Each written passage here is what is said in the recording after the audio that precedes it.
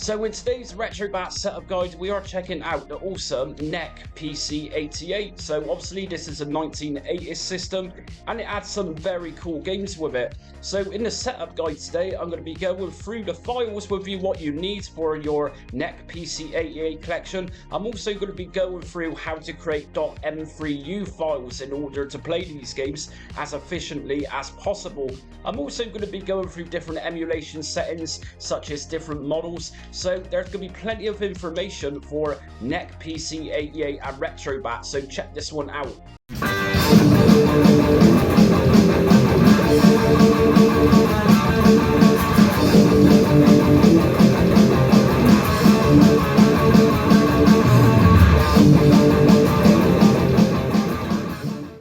Okay, before I start today's setup guide for Retrobat and PC-88, just make sure to hit notifications, subscribe and like if you like the video today. It really helps my channel out a great deal, plus it gets you up-to-date retro emulation content as I release it. So we're looking at another Japanese system today, and of course this is the NEC or NEC PC-88. So most games on this are pretty much 8-bit games, and as we can see from the desktop image here, this is traditional old school floppy diskette or floppy disk. So first things first, what we need to be aware of is that particular games requires a number of disks, and so we need to create files in order to run these games, which requires over 1 disk per game. So first of all, we're going to go to Retrobat shortcut, open file location, and my regular viewers know where I'm going with this, so back GUI, and if we open up system list and just drop down system. Now, I'm always going to suggest this because from time to time people say they don't see this come up, and the reason that is there's a couple of installation files you're quite likely missing. So in that case, follow my full comprehensive guide, and that's going to guide you through the initial installation process to get everything together for Retrobat. So we're going to just scroll this down for now, and we're going to come across PC-88, and the file extensions we need are .da8, .ua8 and .m3u. Now .m3u are the files that we're going to create in order to boot games, which requires over 1 disk. But I'm going to get into that in a minute, and we've got a Libretto RetroArch core for this, which is Quasi or Quasi-88. Now we know what we need. What we're going to do is go into the BIOS folder in your Retrobat directory, and yes, PC-88 emulation does require BIOS files in it, requires quite a few of them. So in my files folder just here, these are the BIOS files you're going to need. You need each one of these. So we got N88.ROM, N88X0.ROM and so on. So there's 4, 5, 6, 7, 8 of these in total that you need. So let's copy those into that Retrobat BIOS folder, and they're not going to go inside any of these folders here, they're just going to go loosely. So just paste those in. Now the next thing we're going to do is look at the games for this. So first of all, let's just go down into the Retrobat ROMs folder. And if I just scroll down, we're going to come across PC-88. Now, my folder is empty right now, but in my games folder, I've got some games here. So these are in .da8 format or .da8 file extension, like BatGUI told us. So these work fine. Now, if I just copy these inside of that folder, you'll notice there that Pop4Mel, disk 1, disk 2, disk 3. We've even got opening disk, program disk, and a visual disk for this. We've also got Silver Ghost, which has 3 disks named disk A, B, C. Star Cruiser, again, it's got 3 different images for this game to work. Having said that, there's many games on the PC-88 which are single discs only. So what we need to do is create a .m3u file, and to do this, what we're going to do is in an empty space in this ROMs folder, right click, go to new, and we're going to open up a new text document.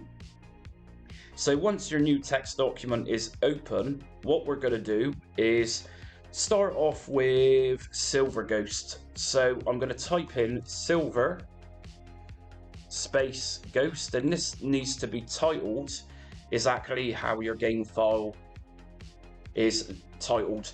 So we're going to get rid of the txt and just type in M3U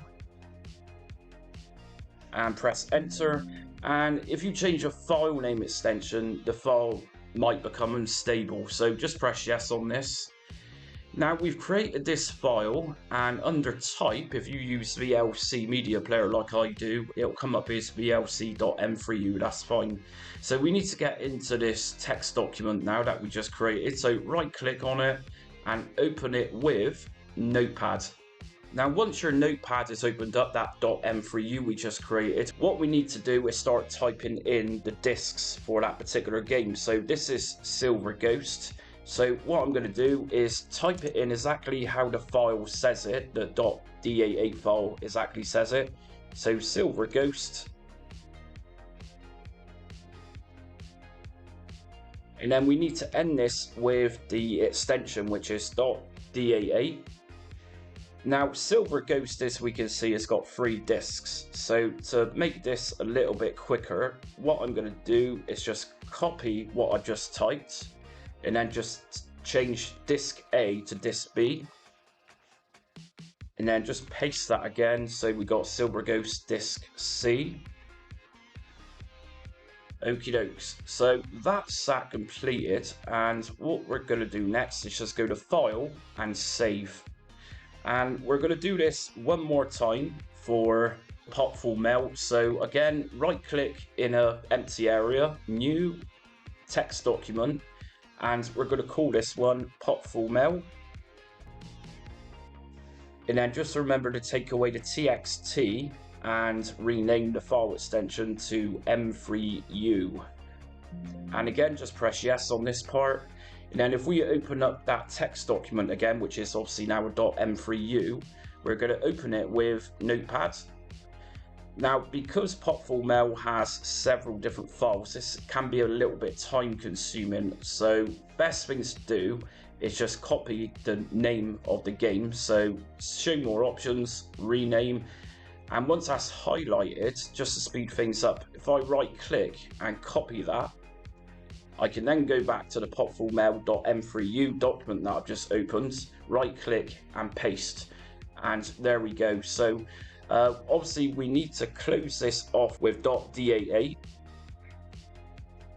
And we're going to paste that again.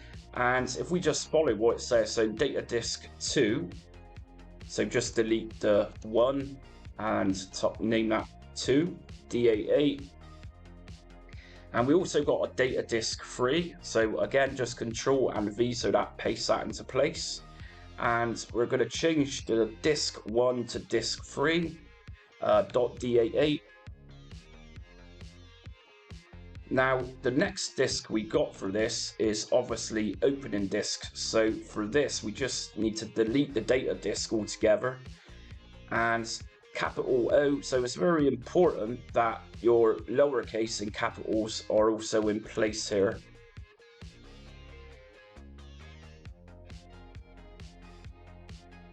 And we also got a .dat8 on this. And the next file we've got here is the program disk, so capital P.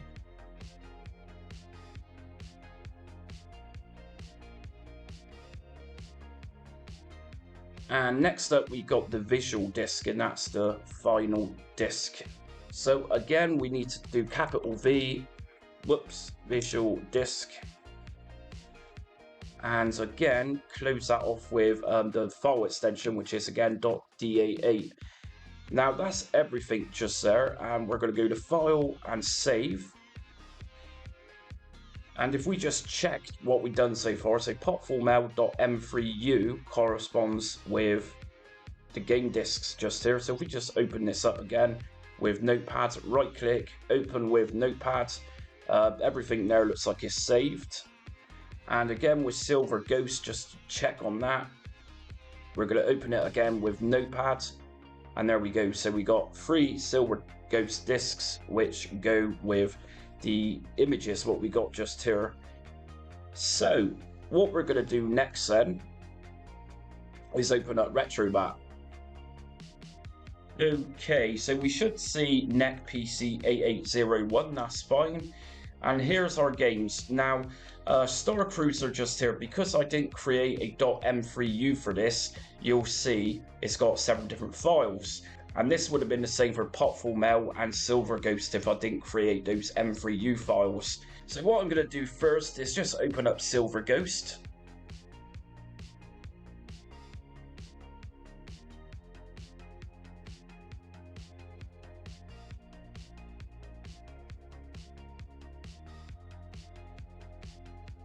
So to be honest, I've no idea what Silver Ghost is about, but I just use this one as an example so you can see how to create those .m3u files that we just done.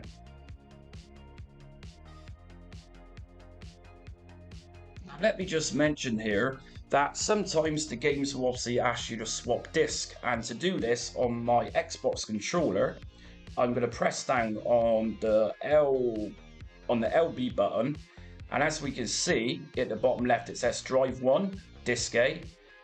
And if I hold this and press on my right D-pad, I can then swap the disk and disk C.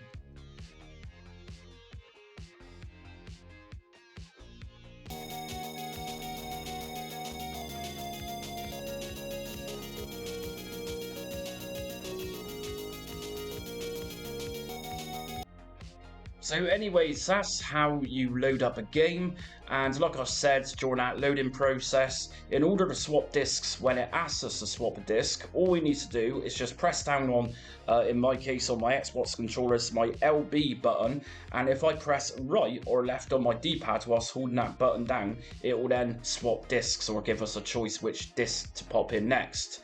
So let's just scrape some artwork for this. So main menu, scraper, and scrape now.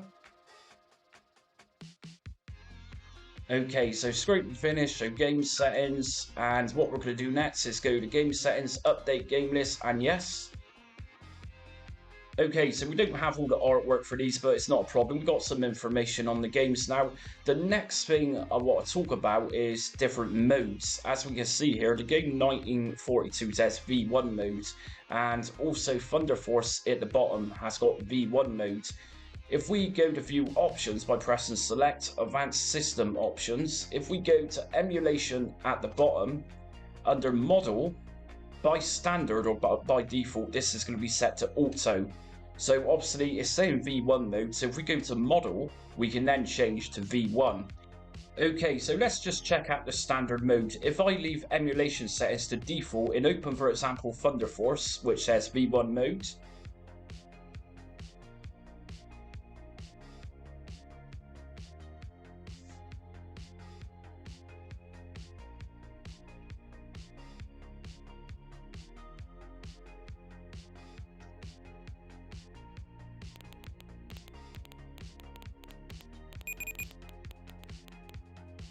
and that's what you're going to get. So what we're going to do is go to view options, advanced system options, emulation, and under model we can change this over to V1 like it's asking for. So I'm going to pop this on V1S and open up the game again.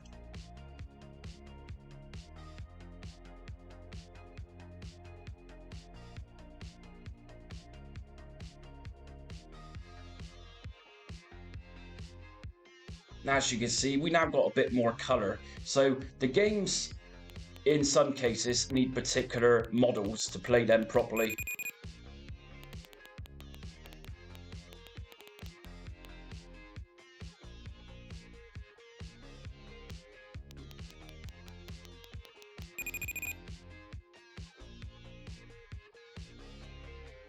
Okay, and what I'm going to do is we're actually going to open up this Star Cruiser game. So obviously we're going to need to go back and create those M3U files. So main menu, quit.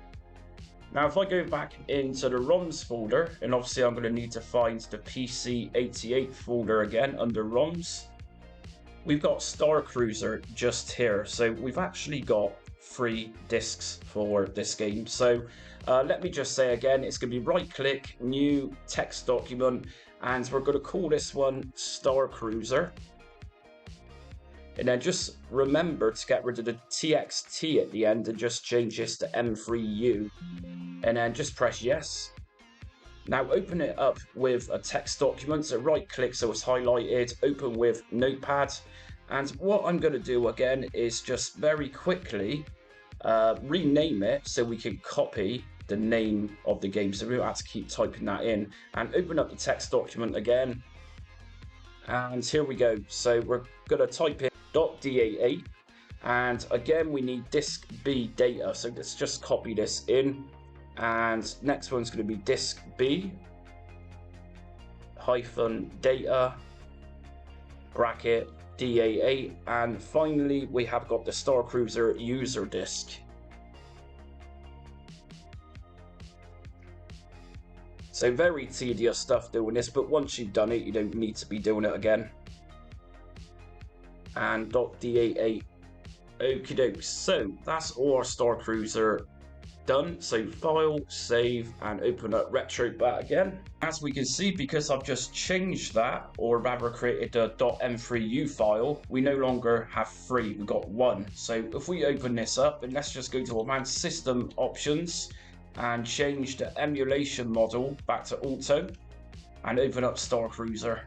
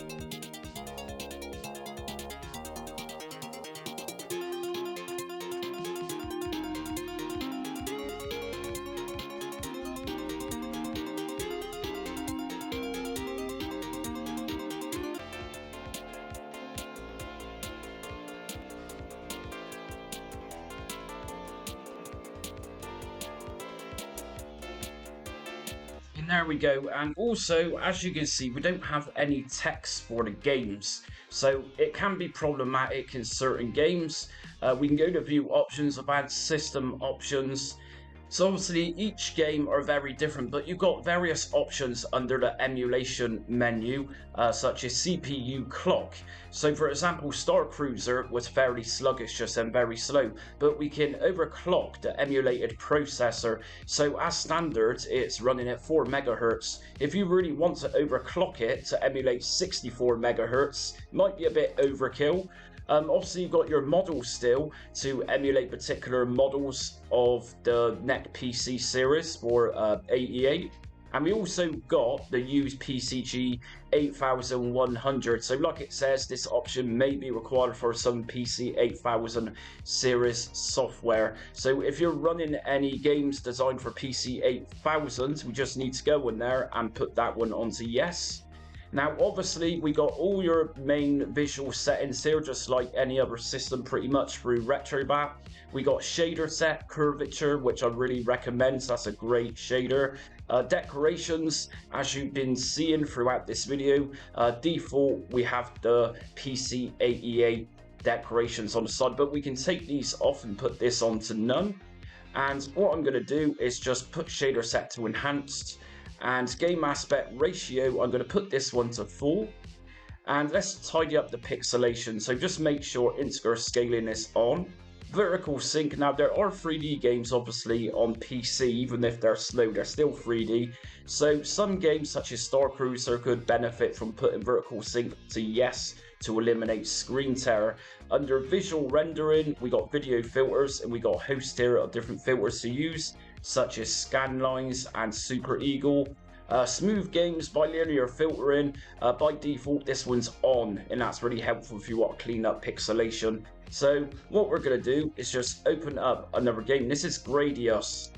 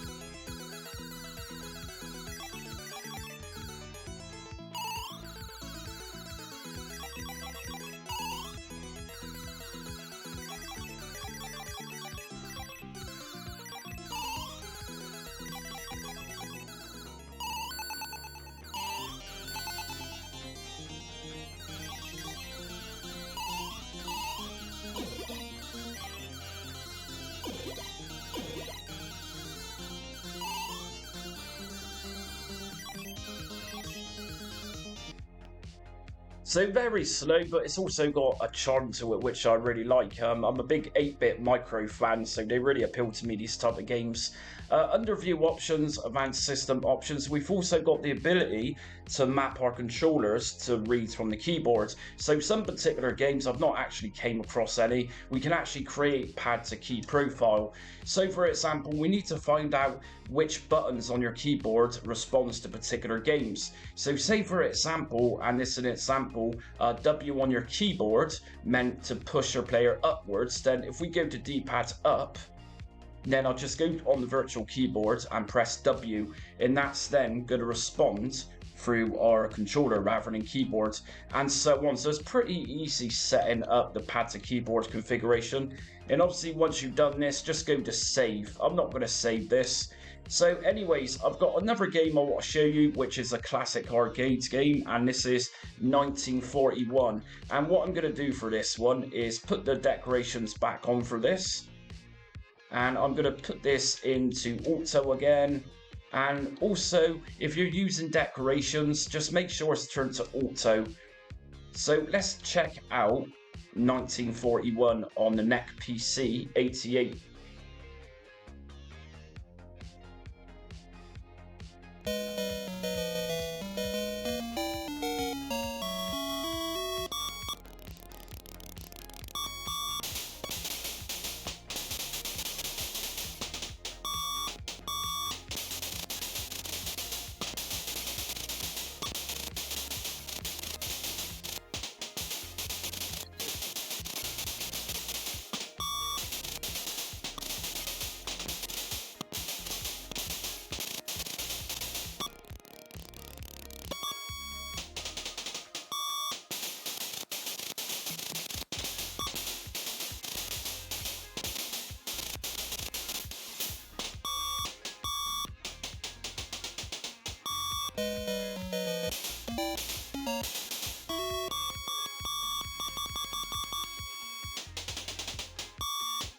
And that's it for my Retrobat NEC PC-88 setup guide today. So quite a lot of information in there. I've covered how to create .m3u files just to make things easier in Retrobat, so you're not lumbered with loads of disks of the same name, you know how it is.